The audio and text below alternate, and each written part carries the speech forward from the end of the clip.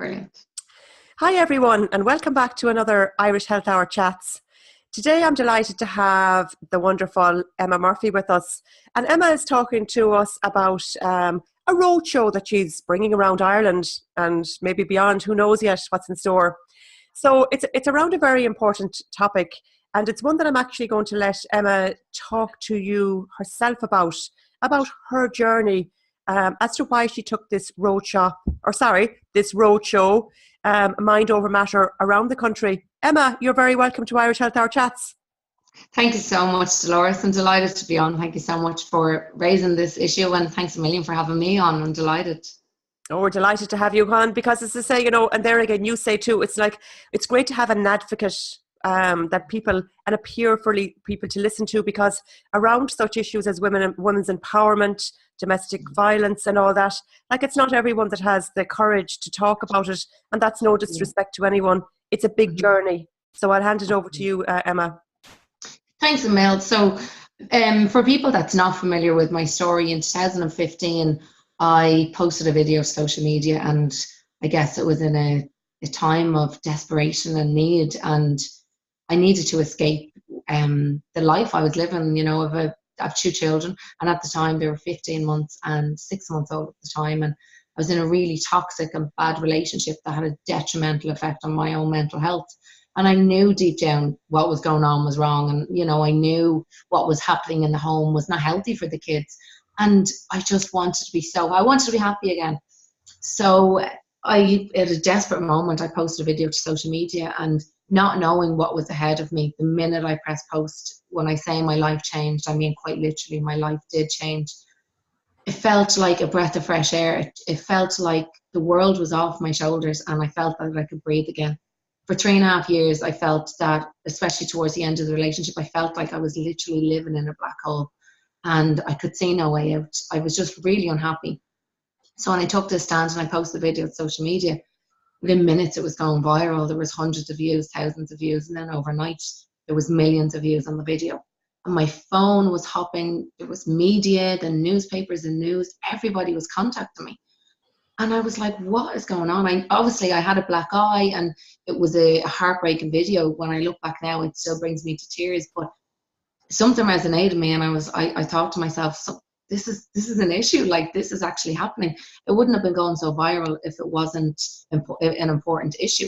And that's the thing, isn't it? Yeah, that's the thing. But that must have been you had the courage, first of all, to come out and do that video. But then for all the reaction, I mean, that's another kettle of fish altogether, then dealing with all that. Yeah, so that was obviously something I had not signed up to. I just thought my friends and family would see the video.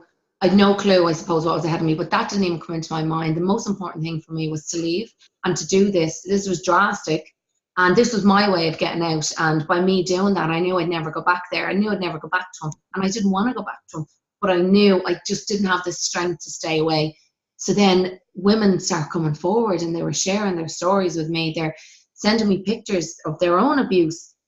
There's celebrities in Hollywood and different countries reaching out to me, telling me about their experience. And wow, this is unbelievable. So before, I suppose, I almost became an accidental domestic violence advocate. And I saw how much people could trust me. And I saw how much people wanted to share their story with me. And these are women that may have never spoke about this before in their life. So pretty much straight away, I had a responsibility. And took on that responsibility willingly, and then it became, Emma, this isn't about you anymore. This is about so many other women out there. And that's when my passion came for, helping people and raising awareness on this issue and working in this industry. And it just really took off from there. Gosh, that's great, and yeah, as I say, it's rampant. I mean, it's obvious it's rampant, and there are a lot of people suffering in silence. And one of the things that I suppose, it's not to say that anyone is wrong doing that, because there again, I deal an awful lot in the emotional realm with people. So I'm very aware that a perpetrator can actually make it feel like it's the victim's fault. And I hate labeling that victim perpetrator, but it can be so, there's so much mind stuff going on as well, emotional abuse as well as physical abuse that some people get, and you can just feel it's your own fault. Oh, you can. And, for so long, I blamed myself. I kept telling myself, Emmy, you need to be a better girlfriend. You need to, you need to wake up. You need to, be a little bit more positive. So all the thoughts, all the things he was saying to me was having an effect on myself, my mental health, my weight, everything. And essentially it was affecting my parenting. I wasn't emotionally Mm. kids, which that time I'll never get back again, you know. And it does hurt. It does hurt. And I see it in my children as well. It's hard not to. But I suppose I was lucky that I got away so early, and I got away because I just wanted to be so happy. And that's my mission now, is to educate people on domestic violence, educate people on the signs, the red flags, talk about how detrimental domestic violence and toxic relationships are to our mental health. And I want to show people that, yes, it's going to be difficult. Of course it is. Nothing in life is easy, but it doesn't have to end. For me, I was living in a life where I thought, I can't leave because I won't be able to survive. A genuine Yeah. thought. And I did leave, and I took time out from everything, from social media, from certain friends, and I went and I got the help that I needed. I linked in with support networks from Women's Aid, Safe Ireland, so many different support networks. I went to therapy. And then as soon as I joined the gym, and I became, I re-educated myself again. And I put all that negative energy that I had into doing something positive, which in my term was going to the gym and working out. So it's about showing people and empowering women that, yeah, it's going to be difficult if you do leave, but it doesn't have to end there. Domestic violence doesn't have to define you. No, that's wonderful. And that's it in a nutshell, I think. The fact that domestic violence does not have to define people. But like, that takes courage. What would you say to somebody that, really, the first step, I suppose, I would always say to people too, is owning the fact where we are. But what way do you go with people if, someone is watching this now and they feel like and that's a big thing too, is like, how can I leave? Because it's like, kind of like, it's power in a lot of ways too, where the mom might be at home with the children, maybe not, but like, it's the money, it's all this, how in the name of goodness would I survive? What would you say to someone?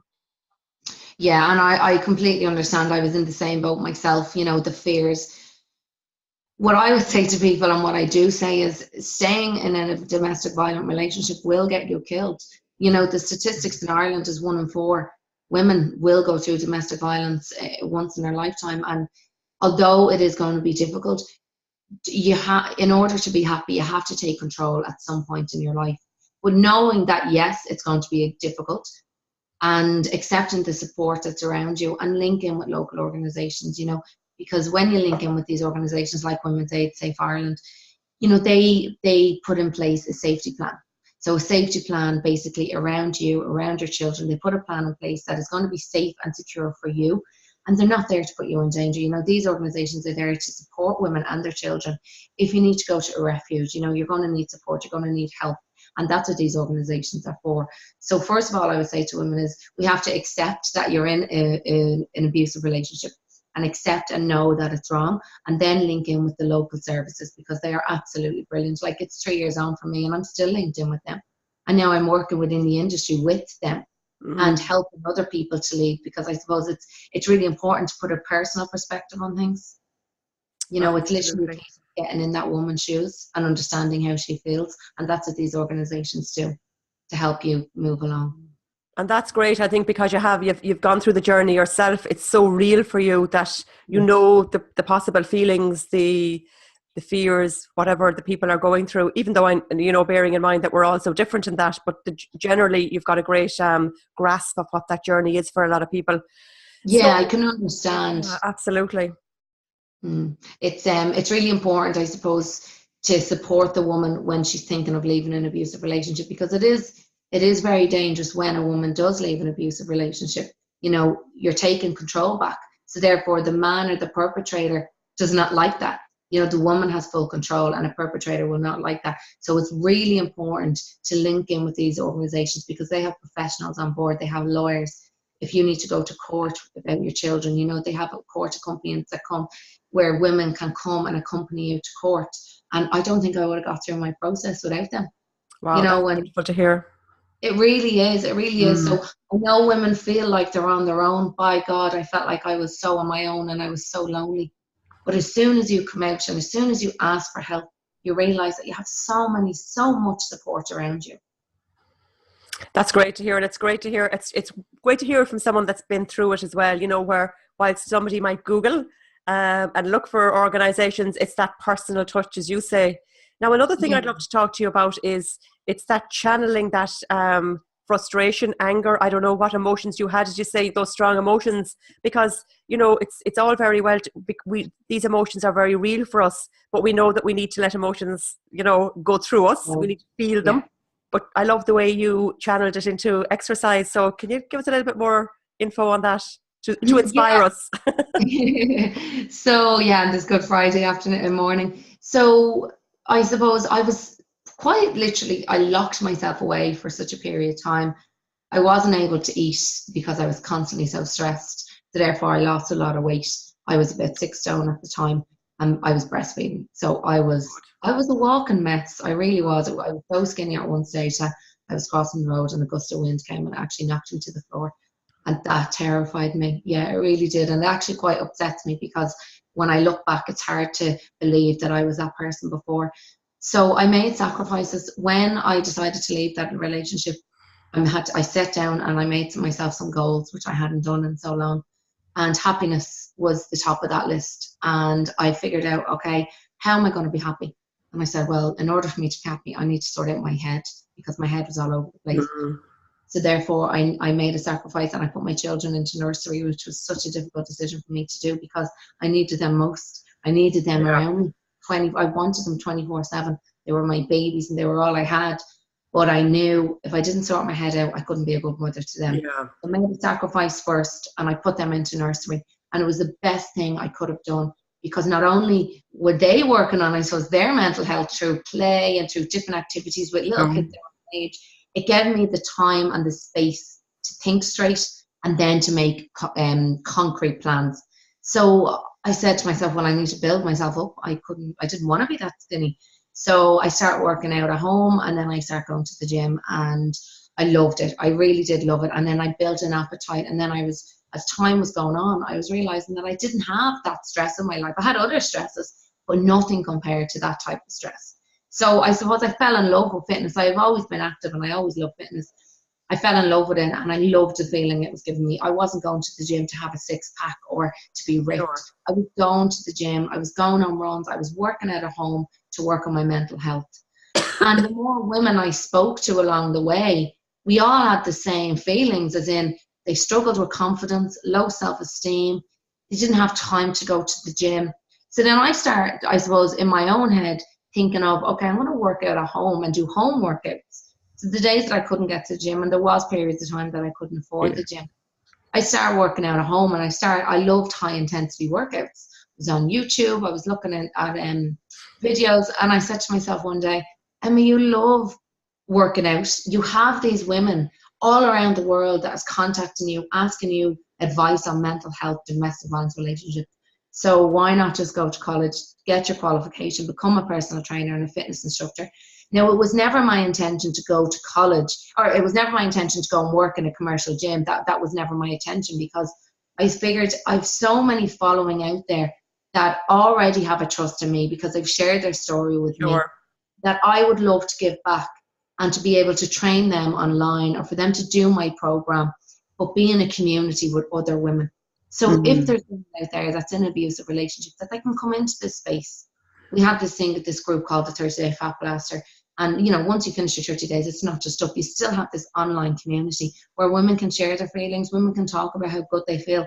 And they talk about how bad they're feeling. And some days they're having a bad day. And it could be the husband is wrecking the head. It could be the kids are acting up. Whatever it is, it's a freely space that we can talk about. And that's gone brilliant. And it's great to see women come together and talk about, you know, their weight loss journey. And some of them have said, you know, I've been trying to lose weight for 10 years and nothing's happening. And to be able to, I suppose, give hope to people and support to women around the world is just unbelievable. Wow, that's just phenomenal. Fair play to you, you know. And that women gathering is always, I mean, men gathering in their own ways as well. It's all wonderful, but when you get women together, magic can happen. There's no doubt. Yeah, I know absolutely. from another group I'm in online as well, where it's that space and that safe space that you're holding for these women, and it's Yeah. wonderful to have such a great. So fair play to you. So Yeah. Emma, you're coming to Galway next. Yeah. Tell us I about it. know. I'm getting nervous. I'm getting nervous now. So this is the flyer. Galway is a great place. Don't worry, we'll look after Oh, you. you know what? I absolutely love Galway. So I think I suppose over the last 2 years I've been going on a journey and I've been stepping outside my comfort zone and You working sure from being have. Mm. out. And it was a week ago or 2 weeks ago, I said to myself, right, let's go off to Galway, but do it on your own. And I had friends that was said, oh, I'll come with you. And my auntie had said, I'll come with you, I'll come with you. And I says, no, I'm going to go if I'm going to do this, and I'm going to do it on my own. So I went up, I was on the street, I was handing out flyers, I was Fair talking to play. people. Yeah, I was in local businesses, handing out flyers and just trying to share the message. It's a fun event, okay? It's an event that women can come, guys can come, leave their problems at the door, come in for the morning, up 10 a.m. to 2 p.m. We have coffee, we have some nibbles. I share my story. I talk about my journey on how I got to where I was to where I am now. Talk about the tools I've used, the contacts I've tapped into. I also have an amazing psychiatrist on the day. He's a mental health expert. He is going to be doing an amazing segment on the day. And then we're going to break for lunch and we're going to do a fun fitness class at the end. And it's just a fun environment, a safe environment. We're going to do a Q&A. People can ask any questions. Anything goes really. And then at the end of the day, we're going to do a high intensity fun fitness class, show people exactly what my workouts are about, and to show people that fitness, although it might seem so daunting and seem like, oh, I don't want to go there, I don't want to do it, how good it actually is for the body and how Mm. cool. So it's literally an experiment for people. I don't teach classes in Dublin or anywhere really. I do everything online. So people coming, it will be, I suppose, a once in a blue moon thing because it's not something I do. So it's a unique class and it's going to be something different. And we'll do a little bit of meditation on the day and Lovely. just to feel like they're doing something for themselves. They love themselves. They're surrounded with like-minded people and they can just let go. It sounds fantastic. So yes, I guess that we don't wear our high heels and skirts to this. No, it's not that type of event. I will be changing on the break to get my trainers on, and yeah, we'll be wearing trainers and we'll hopefully be sweating a lot. Great. So it's a kind of a day where you come dressed for this high intensity workout. So Yeah. snippet of Be what this, comfortable. a snippet of what's involved in the high intensity workout. So with my high intensities, we do 30 seconds on, 20 seconds off. So there'll be a mix of exercises and then there'll be an abs blast at the end. So I always do abs blasts. I always do videos on abs blasts because obviously we all want to have abs. Who doesn't? So we'll be doing that at the end of the day. And yeah, it'll be fun. So I don't want to give too much away, No. but the music will be pumping. It's going to be great crack. It's really going to be fun and I'm looking forward to it. And how do people get tickets, Emma? Because I'm sure that people will be. They can get it on. I have my event page, which is Mind Over Matter. It's on Facebook, and also then it's on Eventbrite. So Eventbrite, Mind Over Matter, and the discount code. I've got a discount code at the moment. Brilliant. So tickets were €49. They're now $36.12. So that's a 20% discount code, and the code is Galway 18. Galway 18. Oh wow. Galway 18. Gosh, I'll definitely share that. And also on the day, I suppose I mentioned I've got some amazing sponsors. So Bradley's Pharmacy and Aurora Bands and lots of different unbelievable sponsors. So therefore the goodie bags are going to be amazing. Ooh, goodie bags. Yeah. Who doesn't like a goodie bag? Oh yeah, we all need a goodie bag. Absolutely. When you're there and you're dying to look into it, but you don't want to be the first one to be. Yeah, exactly. So it's fun, it's good. And yeah, I'm looking forward to meeting everybody. I really am. Yeah, great. So Galway 18, you said. Galway 18 for the discount code, yeah. And be on Mind Over Matter Eventbrite. And now there will be people obviously watching this well after this Galway event is over. It'll be on the website, irishhealthhour.com. So Emma, you're doing these nationwide, isn't that right? Yeah, so far I've got Cork and Dublin. So the Cork is in June, the Dublin one is in September. Ideally, I speak around the world and I speak at huge conferences, and I figured, I'm speaking at these, why not put on my own that I think women and men will avail of. And I can literally get into a woman's shoes, and I can do a whole event and a workshop. So that's where this came from, and was doing this Mind Over Matter tour. So they're the 3 dates at the moment, but hopefully there will be more. If the demand is there, I will do it. And that's great. And so also is your 30-day program open as well, always? Yes, absolutely. So the 30-day Fat Blaster, people can do that at any time, and that you can get that on emmamurphyfitness.com. I might look into that one myself. Absolutely, definitely. That's great, Emma. Thank you so much. Or is there anything else you'd like to say, actually? Did we forget to say anything, or anything else you'd like to pop in there before you go? No, that's really it. I suppose if people are watching and, they just want to come on next week, have a day for themselves where, you're not in away. In the Connaught, isn't it? It's in the Connaught Hotel, yeah. So it's quite central. I would love to see you there. And, people always like to stay back and ask me private questions at the end, and that's absolutely no problem. And I have a list of resources and information cards that I will be giving out on the day for domestic violence and mental health. And also, we will be doing raffles on the day, and all the money raised from the raffle tickets will be going to the Domestic Violence Resource Centre in Galway. So DVR in Galway. You really are an inspiration, Emma, and it's great. And fair play to you is all I can say. It's great to have such a lovely advocate for people, and people will definitely resonate with you because you're just, through your honesty and your authenticity, and empowering really is the way forward, because rather than always fighting against things, that's the way I like to go as well. Empower ourselves, do the work on ourselves, change ourselves, come out of our comfort zone, all the things that you've spoken about. And you know what? Happiness at the end of the day, when we have our goals, is another thing that you said. It's great having that and going for it. So fair play to you, Emma. Thanks so much. There's something I say, I suppose, at most of my talks, is that the best investment you will ever do is in yourself. And the only way you can invest in yourself is by working on your mind, working from the inside out. It's literally like peeling back an onion. If you start from the inside, you will flourish on the outside. And I can say that with conviction because I've done it myself. And I'm happy that I'm blessed that I suppose I realized that. And that's all I can say to people, is invest in yourself, because it is the best investment you will ever make.